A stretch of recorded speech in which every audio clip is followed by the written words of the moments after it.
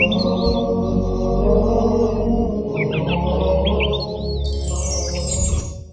باللہ من الشیطان الرجیم بسم اللہ الرحمن الرحیم الحمد للہ الذی ہدانا لہذا وما كنا لنہتدی لولا ان ہدانا اللہ لقد جاءت رسل ربنا بالحق والصلاة والسلام علی سید الانبیاء والمرسلین وخاتم النبیین وآلہ الطیبین الطاہرین لا سیما علی بقیۃ اللہ لازم ارواحنا وارواح العالمین لک الفدا بسم اللہ الرحمن الرحیم رب اشرح لی صدری ویسر لی امری واحلل عقدۃ من لسانی یفقہوا قولی بسم اللہ الرحمن الرحیم لا رطب ولا یابس الا فی کتاب مبین۔ ناظرین کرام السلام علیکم ورحمۃ اللہ وبرکاتہ۔ ناظرین، ماہ مبارک رمضان کی 22 تاریخ تقریباً دھیرے دھیرے ماہ مبارک رمضان اپنی انتہا کو پہنچ رہا ہے اور یہ رحمت کا مہینہ اب ہم سے جدا ہو رہا ہے۔ چند دن اور رہ گئے ہیں توبہ کے، مغفرت کے، اپنے خدا کو راضی کرنے کے۔ ماہ رحمت ہے، اپنے آپ کو اپنے خدا کے حوالے کر لیں۔ آج ہم 22ویں پارے کے سلسلے میں گفتگو کریں گے۔ 22ویں پارے میں سورہ مبارکہ احزاب کا بقیہ حصہ ہے۔ اس کے علاوہ سورہ مبارکہ سبا، سورہ مبارکہ فاطر اور سورہ مبارکہ یاسین کی ابتدائی کچھ آیتیں ہیں جن کا انشاءاللہ یہاں پہ ذکر کیا جائے گا۔ سب سے پہلے 22ویں پارے میں سورہ احزاب کا جو بقیہ حصہ ہے اس میں چند باتیں جو بہت اہم ہیں آپ حضرات کی خدمت میں عرض کرنی ہیں۔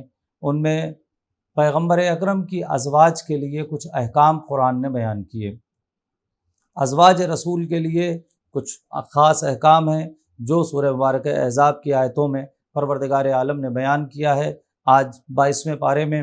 اس میں سب سے پہلے یہ ہے کہ کسی سے نرمی کے ساتھ بات نہ کریں۔ عام طور سے یہ تمام کے لیے حکم ہوگا، لیکن اس وقت وہاں پر ازواج پیغمبر سے گفتگو ہے، بقیہ سب کے لیے بھی یہ بات ہو سکتی ہے کہ مردوں سے نرمی سے گفتگو نہ کریں۔ عورتوں کے لیے یہ بات مناسب نہیں ہے کہ مردوں کے ساتھ نرمی سے گفتگو کریں، نامحرم مردوں کے ساتھ۔ یہ اس بات کا خیال رکھیں، آپ نامحرم مردوں کے ساتھ نرمی سے گفتگو نہ کریں۔ قرآن منع کر رہا ہے، نزاکت کے ساتھ بات کرنے کے لیے قرآن نے منع کیا ہے۔ بلا ضرورت گھر سے نہ نکلیں۔ بتایا جا رہا ہے یہ پیغمبر کی ازواج سے، لیکن ہے یہ سب کی ازواج کے لیے، سب کے لیے یہ قانون ہے۔ قرآن قیامت تک کے لیے ہے اور قرآن ہر فرد کے لیے نمونہ عمل ہے۔ سب سے پہلے نامحرم مردوں سے نرمی سے بات نہ کریں، نزاکت سے بات نہ کریں۔ اس کے بعد بلا ضرورت گھر سے نہ نکلیں۔ عورتوں کے لیے کہ اگر کوئی ضرورت نہیں ہے تو بلا ضرورت گھر سے نہ نکلیں۔ زمانہ جاہلیت کی خواتین کی طرح اپنی زینت کا اظہار نہ کریں۔ یہ اس وقت کے لیے ہے، لیکن سب کے لیے اپنی جو بھی عورتوں کی زینت ہے، جو چیزیں عورتوں نے اپنے آپ کو جس سے سجایا ہے، وہ دوسروں پر، نامحرموں پر ظاہر نہ کریں۔ یہ کام زمانہ جاہلیت کی عورتیں کیا کرتی تھیں کہ جتنا سجتی تھیں، سنورتی تھیں، جو زینت کرتی تھیں، وہ دوسرے نامحرموں کو دکھاتی تھیں۔ یہ قرآن اس چیز کے لیے منع کر رہا ہے کہ نامحرموں پر آپ کی زینت اور آپ کی سجاوٹ ظاہر نہیں ہونی چاہیے۔ اس کے بعد نماز کی پابندی کریں گے، سب کے لیے ہے لیکن خاص کر نماز کی پابندی کریں، زکوٰۃ دیا کریں، اللہ اور اس کے رسول کی اطاعت کریں۔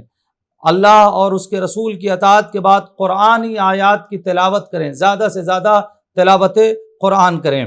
یہ وہ احکام ہیں جو بظاہر پیغمبر کی ازواج کو قرآن مجید نے سورہ مبارکہ احزاب میں آج 22ویں پارے میں آپ پڑھیں گے جو بیان کیے ہیں۔ اس کے بعد حقیقی مسلمان کی 10 صفتیں قرآن نے بیان کی ہے۔ ہم اجمالی طور پر آپ کی خدمت میں عرض کرتے چلے جائیں گے، جب آپ سورہ پڑھیں گے تو انشاءاللہ یہ باتیں آپ کے سامنے آئیں گی۔ 10 صفتیں حقیقی مسلمان کی قرآن مجید نے سورہ مبارکہ احزاب میں بیان کی ہے۔ سب سے پہلے کہ مسلمان وہ ہوگا، نمبر ایک، وہ اسلام کو قبول کرے، اسلام کو قبول کرے۔ اور ایک بات میں یہاں پر اپنی طرف سے کہہ دوں کہ زبان سے نہیں، اپنے دل اور اپنے اعضاء و جوارح سے اسلام کو قبول کرے۔ اس کی آنکھ مسلمان ہونی چاہیے، اس کی زبان مسلمان ہونی چاہیے، اس کا ہاتھ، پیر، دل، دماغ، بدن کا ایک ایک حصہ مسلمان ہونا چاہیے، ہر حصے کو قانون اسلام کا پابند ہونا چاہیے۔ پہلی چیز اسلام کو قبول کریں۔ بس زبان سے آپ نے، چونکہ مسلمان گھر میں ہم پیدا ہوئے ہیں لہٰذا ہم مسلمان ہیں، نہیں، آپ کے ایک ایک فعل سے لگنا چاہیے کہ ہم مسلمان ہیں۔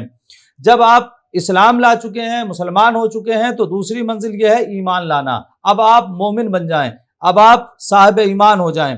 جب یہ دو صفتیں آپ کے اندر ہو گئیں کہ آپ مسلمان بھی ہیں اور آپ صاحب ایمان ہیں، تو اب آپ کے اندر تواضع اور انکساری آنی چاہیے، غرور نہیں ہونا چاہیے، تکبر نہیں ہونا چاہیے، بلکہ آپ کے اندر تواضع ہونا چاہیے، انکساری ہونا چاہیے، جھک کر چلیں۔ اب ہم بہت بڑے پیسے والے ہیں، ٹھیک ہے، آج اللہ نے بنا دیا ہے پیسے والا، ہو سکتا ہے پیسہ کل نہیں رہے، بڑے بڑے پیسے والے آئے چلے گئے۔ آپ دیکھیں اسی قرآن میں اس سے پہلے ذکر کیا جا چکا ہے، قارون اپنے خزانے سمیت دھس گیا تھا، جناب موسیٰ لاکھ کہتے رہے کہ خرچ کرو، خدا کی راہ میں دو، 1 روپیہ نہیں نکالتا تھا، اپنے خزانے سمیت دھس گیا۔ بڑے بڑے لوگ جن کی پوری دنیا پہ حکومت تھی، بختہ نصر، فرعون، نمرود، شداد، یہ لوگ دنیا پر حکومت کرنے والے تھے، آج کہاں ہیں؟ نہ ان کی دولت ہے، نہ کچھ ہے، ساری چیزیں۔ لہٰذا تواضع اور انکساری، جتنا انکساری آئے گی اتنا خدا ہمیں بڑا کر دے گا۔ غرور اور تکبر نہیں آنا چاہیے، تواضع اور انکساری۔ جب آپ کے اندر تواضع اور انکساری یعنی یہ تیسری صفت آ جائے تو پھر اب آپ کے اندر صداقت آنی چاہیے۔ آپ جب بولیں تو سچ بولیں، سچ کے علاوہ کچھ نہیں بولیں۔ ہم صرف عدالتوں کے لیے سچائی نہیں ہے کہ قرآن پہ ہاتھ رکھ کے کہہ دیں کہ میں جو بول رہا ہوں سچ بول رہا ہوں، سچ کے علاوہ کچھ نہیں بولوں گا، نہیں، آپ کو اپنی زندگی کے ہر معاملے میں سچ بولنا ہے، سچ کے علاوہ کچھ نہیں بولنا ہے۔ یہ قرآن کی ڈیمانڈ ہے ہم سے اسی سورہ مبارکہ احزاب میں کہ اب آپ کے اندر، جب آپ مسلمان ہو گئے، مومن ہو گئے، اب آپ کے اندر تواضع اور انکساری آ گئی، اب آپ کی گفتگو میں صداقت ہونی چاہیے، آپ جو بولیں سچ بولیں۔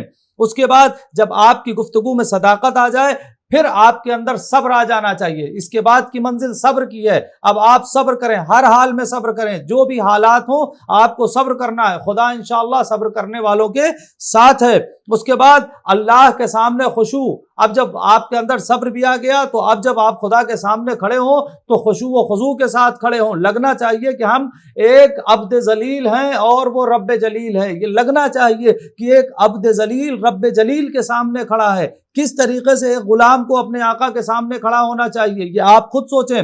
ہم نماز پڑھتے ہیں، نماز میں بھی نہ جانے آنکھ کہاں ہے، ذہن کہاں ہے، دل کہاں ہے، ساری چیزیں ادھر ادھر ہوتی ہیں، بس ہم خدا کے سامنے، وہ تو اس کا کرم ہے کہ وہ یہ والی بھی نماز قبول کر لیتا ہے کہ ٹھیک ہے تم کہیں بھی تھے، کم سے کم میرے سامنے آئے تو صحیح۔ آپ سوچیں جب اس طریقے سے کہ دل و دماغ ادھر ادھر ہوتا ہے، اس کے بعد والے بھی وہ قبول کر رہا ہے کہ ٹھیک ہے تم نے قبول کی، تم نے پڑھ تو لیا کم سے کم۔ اگر ہم خشوع و خضوع کے ساتھ پڑھیں گے تو خدا کتنے مدارج دے گا، کتنے درجات بلند کرے گا وہ خدا جانے۔ لہذا خدا کے سامنے جب جائیں تو خشوع و خضوع کے ساتھ جائیں۔ اس کے بعد جب اللہ کے سامنے خشوع و خضوع کی منزل آ گئی پھر اب صدقہ، اب آپ صدقات دیا کریں۔ جب صدقات کی منزل سے آپ آگے جائیں پھر آپ سے ایک سچے مسلمان کے لیے روزے کی تاکید کی گئی ہے کہ آپ کو روزہ رکھنا ہے۔ اور اب اس کے بعد نویں صفت جو ہے وہ عفت اور پاک دامنی کی ہے کہ آپ کا دامن پاک ہونا چاہیے، دامن پہ دھبا نہیں ہونا چاہیے، دامن داغدار نہیں ہونا چاہیے۔ ایک مسلمان، ایک شیعہ، ایک مومن کے لیے ضروری یہ ہے کہ اس کی عصمت کا خیال ہو، اسے اپنی عصمت کا خیال ہو، اس کا دامن داغدار نہیں ہونا چاہیے، عفت اور پاک دامنی ہونی چاہیے۔ اور اس کے بعد 10ویں صفت کثرت سے اللہ کا ذکر کرے، سوتے اٹھتے بیٹھتے جاگتے ہر معاملے میں کثرت سے اللہ کا ذکر کرے۔ سورہ احزاب میں ایک عام مسلمان کی یہ 10 صفتیں بیان کی ہے کہ مسلمان وہ ہے جس کے اندر یہ 10 صفتیں پائی جائیں گی۔ اس کے بعد پیغمبر اکرم رسول اللہ صلی اللہ علیہ وآلہ وسلم پر درود و سلام کا ذکر ہے۔ سورہ احزاب کے بعد اس سورہ کے اندر، اس پارے کے اندر سورہ مبارکہ سبا ہے۔ سورہ مبارکہ سبا کے سلسلے میں بیان ہوا ہے، روایت یہ آئی ہے کہ جو اس سورہ کی تلاوت کرے گا، پیغمبر اکرم صلی اللہ علیہ وآلہ وسلم ارشاد فرماتے ہیں کہ قیامت کے دن وہ تمام انبیاء سے مصافحہ کرے گا۔ کتنا اہم ہوتا ہے، کوئی بڑا آدمی گزرتا ہے ہم چاہتے ہیں ہم اس سے مصافحہ کر لیں، قیامت کا دن، ہولناکی کا دن، پیغمبر فرماتے ہیں جو سورہ سبا کی مسلسل تلاوت کرے گا وہ تمام انبیاء سے قیامت کے دن مصافحہ کرے گا۔ اور پھر امام جعفر صادق علیہ الصلوۃ والسلام ارشاد فرماتے ہیں کہ جو شخص سورہ سبا اور سورہ فاطر کی رات میں سوتے وقت تلاوت کرے گا وہ ساری رات اللہ کی امان میں رہے گا۔ اس کے بعد اور اگر دن میں اگر رات میں سوتے وقت کر رہا ہے تو پوری رات اللہ کی امان میں، اور اگر دن میں تلاوت کرے تو کوئی ناپسندیدہ امر نہ دیکھے گا، یعنی وہ اپنی آنکھ سے کوئی ایسی چیز نہ دیکھے گا جو اسے ناپسند ہو، اور دنیا و آخرت کی اس قدر بھلائی ملے گی کہ اس نے سوچا بھی نہیں ہوگا۔ امام فرماتے ہیں کہ دنیا و آخرت کی اس قدر بھلائی ملے گی کہ اس نے سوچا بھی نہ ہوگا۔ اور اس کے بعد پھر ایک حدیث پیغمبر اور ہے کہ پیغمبر اکرم ارشاد فرماتے ہیں کہ جو اسے لکھ کر باندھے گا تو کوئی موذی جانور اس کے قریب نہیں آئے گا۔ جس کے پاس سورہ سبا لکھ کر بندھی ہوگی کوئی موذی جانور اس کے قریب نہیں آئے گا۔ اور ایک حدیث میں اور روایت ہے کہ اگر پانی پر اسے دم کر لیا جائے اور پانی پر دم کر کے اپنے گھر میں اور اپنے اوپر چھڑک لیا جائے تو اس کے اندر اگر کوئی خوف ہوگا تو وہ خوف ختم ہو جائے گا۔ لیکن یہاں پر پھر میں ایک بات دہراؤں گا جو پہلے بھی کہہ چکا ہوں کہ جب پانی پر دم کر کر اس سورہ مبارکہ کو آپ چھڑکیں تو اس کے احترام کا خیال رہے۔ ایک ایک لفظ آپ کی خدمت میں جو بیان کیا جا رہا ہے وہ اس بات کا خیال رہے کہ ہمیں احترام کرنا ہے، چاہے لکھ کر باندھ رہے ہوں چاہے پانی پر، اس کا احترام رہنا چاہیے۔ سورہ سبا کے مطالب میں جناب داؤد اور حضرت سلیمان علیہ الصلوۃ والسلام کا قصہ ہے اور اہل سبا کے غرور اور تکبر کا واقعہ اس کے اندر بیان کیا گیا ہے۔ جب سورہ سبا سے ہم آگے بڑھیں گے تو اس کے اندر سورہ مبارکہ فاطر ہے۔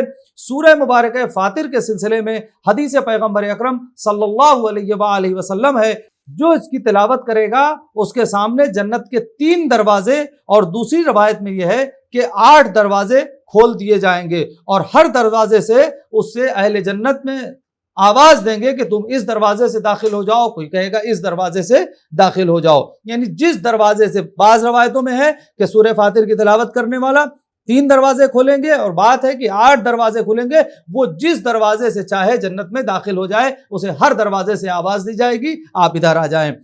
ایک شخص امام رضا علیہ الصلوۃ والسلام کی خدمت میں حاضر ہوا اور درد سر کی شکایت کی کہ مولا میرے سر میں درد ہو رہا ہے، درد سر کی شکایت کی۔ تو امام نے آیت نمبر 42 کی تلاوت کی، اسی سورہ مبارکہ فاطر کے آیت نمبر 42 کی تلاوت کی، اور آپ ہی سے یعنی امام رضا علیہ السلام سے ہی روایت ہے کہ اگر کوئی شخص اس آیت کو پڑھ کر سو جائے تو مکان کی چھت اس پر گرے گی نہیں۔ سر کے درد کے لیے آیت نمبر 42 کی تلاوت امام رضا نے فرمایا، اور اگر کوئی پڑھ کر سو جائے تو چھت گرے گی نہیں۔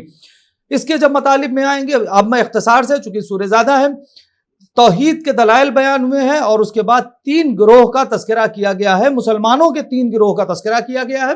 پہلا گروہ وہ مسلمان جن کے گناہ زیادہ ہوں گے اور نیکیاں کم ہوں گی۔ دوسرا گروہ وہ ہے جس کی نیکیاں اور گناہ دونوں برابر ہوں گے۔ تیسرا گروہ وہ ہے کہ جن کی نیکیاں زیادہ ہوں گی اور گناہ کم ہوں گے۔ سورہ فاطر کے بعد اس کے اندر سورہ مبارکہ یاسین کی کچھ آیتیں ہیں۔ آج ہم لوگ سورہ مبارکہ یاسین کے پڑھنے کے فوائد، کل اس کے مطالب پر انشاءاللہ گفتگو کریں گے۔ سورہ مبارکہ یاسین کو قرآن مجید کا دل کہا جاتا ہے کہ یہ قرآن مجید کا دل ہے، قلب ہے یہ سورہ مبارکہ یاسین قرآن مجید کا۔ جو شخص رضائے پروردگار کے لیے اس سورہ کی تلاوت کرے گا اس کے گناہ بخشے جاتے ہیں، اور 12 ختم قرآن کا ثواب اس کے نامہ اعمال میں درج ہوتا ہے۔ رضائے پروردگار کے لیے سورہ مبارکہ یاسین کی اگر کوئی تلاوت کرتا ہے تو اس کو 12 ختم قرآن کا ثواب ملتا ہے۔ پھر میں کہوں 12 ختم قرآن کا ثواب ملتا ہے، اب اس کا مطلب یہ نہیں کہ ہم سورہ یاسین پڑھ لیں قرآن پڑھیں گے نہیں، اور سورے پڑھیں گے تو اس کے اپنے مدارج ہیں، اس کے اپنے ثواب ہیں اور اس کی اپنی باتیں ہیں۔ جس بیمار کے پاس اس سورے کی تلاوت کی جائے گی تو اس کے تمام حروف سے 12 گنا زیادہ، جتنے حروف ہیں سورہ مبارکہ یاسین میں، تمام حروف سے 12 گنا زیادہ فرشتے نازل ہو کر اس کے سامنے صف بصف کھڑے ہوں گے اور اس کے لیے بخشش کی دعا کریں گے۔ اگر بیمار کے سامنے پڑھی جائے گی تو بخشش کی دعا فرشتے نازل ہوں گے اور کریں گے۔ لیکن اور اگر وہ مر جاتا ہے، اس کی موت یقینی ہے تو قبض روح کے وقت وہ فرشتے موجود رہیں گے اور اس کے تشییع جنازہ میں، اس کی جنازہ میں شرکت فرمائیں گے اور نماز جنازہ اور دفن میں بھی شریک رہیں گے وہ فرشتے۔ اسی لیے آپ دیکھیں ہمارے ہاں جب کسی کا آخری وقت ہوتا ہے تو سورہ یاسین پڑھی جاتی ہے، اسی بنا پر پڑھی جاتی ہے کہ اگر، اور ایک بات یہاں پر میں کہوں گا، ہمارے یہاں ذرا سا نیت کا مسئلہ ہے، لوگ کہتے ہیں کہ سورہ یاسین پڑھو تاکہ جلدی سے روح نکل جائے آسانی سے۔ قرآن شفا کے لیے بھی نازل ہوا ہے، سورہ یاسین شفا کے لیے۔ آپ نیت کیجئے کہ جو بیمار کے سامنے پڑھی جا رہی ہے اس کو پروردگار عالم شفا دے۔ ہاں اگر موت یقینی ہے تو سورہ یاسین کی برکت سے فرشتے نازل ہوں گے جو اس کے تشییع جنازہ میں، نماز جنازہ میں، دفن میں شریک رہیں گے۔ اس کے بعد دنیا و آخرت کی بھلائی کا راز اس سورے کے اندر مضمر ہے۔ اس سورے کے اندر دنیا و آخرت کی بھلائی کا راز مضمر ہے۔ ہر شر سے دور ہوگا۔ اگر کوئی سورہ مبارکہ یاسین کی مسلسل تلاوت کرتا ہے تو وہ تمام کے تمام شر سے محفوظ ہوگا، اس کی حاجت پوری ہوگی۔ اور حدیث نبوی ہے، اس کی حاجت پوری ہوگی۔ اس کے بعد پیغمبر اکرم کی حدیث ہے، پیغمبر فرماتے ہیں کہ جو شخص قبرستان میں جا کر اس کی تلاوت کرے گا تو پورے قبرستان والوں سے اس دن کا عذاب اٹھ جائے گا۔ اگر کوئی ایک شخص جائے اور قبرستان میں جانے کے بعد نارمل طریقے سے کسی بھی قبر کے پاس یا کسی جگہ کھڑے ہو کر بآواز بلند ایک بار سورہ یاسین پڑھتا ہے تو اس پورے قبرستان میں جس بھی قبر پر عذاب ہو رہا ہوگا وہ عذاب پروردگار عالم اس سورہ یاسین کی برکت سے اٹھا لے گا۔ اور اس قبرستان میں جتنے لوگ دفن ہوں گے ان کے برابر نیکیاں اس کے نامہ اعمال میں درج ہو جائیں گی۔ اس شخص کے، پڑھنے والے شخص کے نامہ اعمال میں جتنے بھی لوگ قبرستان میں دفن ہوں گے ان کی تعداد کے برابر نیکیاں اس پڑھنے والے کے نامہ اعمال میں درج ہو جائیں گی۔ اس میں مطالب میں رسالت اور پھر قریش کی کچھ جگہوں پر مذمت ہے، وہ انشاءاللہ جب آپ پڑھیں گے تو بات آئے گی۔ بقیہ باتیں انشاءاللہ کل کریں گے اس سورہ یاسین کے مطالب کے سلسلے میں، کل انشاءاللہ گفتگو ہوگی۔ تب تک کے لیے آپ ہمیں اجازت دیں، التماس دعا، خدا حافظ۔